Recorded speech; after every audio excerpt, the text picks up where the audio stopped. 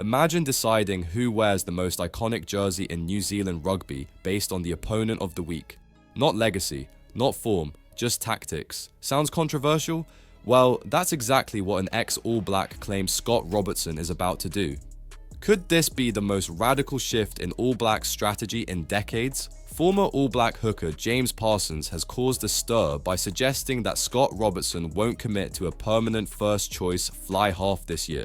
Instead, he'll rotate between Beauden Barrett and Damian McKenzie depending on who the All Blacks are facing. Parsons made the claim on the Aotearoa Rugby pod, saying, Damian McKenzie and Beauden Barrett have different strengths and weaknesses, and how that fits for that week, I think that's something we will have to get used to. He acknowledged that it feels strange, especially in a country where legends like Dan Carter and Andrew Mehrtens owned the jersey for years. It doesn't feel right because we've had the history of the Dan Carters and the Andrew Mehrtens, Grant Fox. Even when Carlos Spencer briefly competed with Mehrtens, Parsons said that number 10 was still largely settled for most of the era.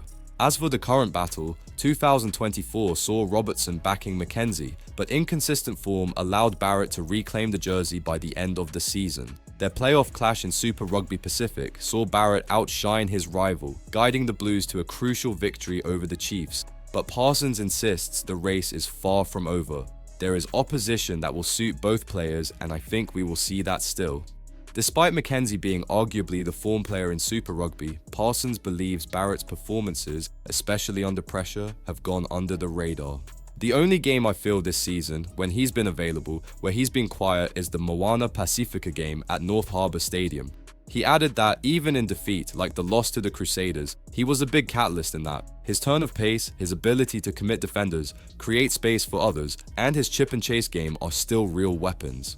With a blockbuster free test series against France looming, the big question now is, can the All Blacks afford to rotate their general, or will this backfire when the heat is on? What do you think? Should the All Blacks rotate their number 10 shirt like a chess piece depending on the opponent, or do they need to pick a general and back him all the way?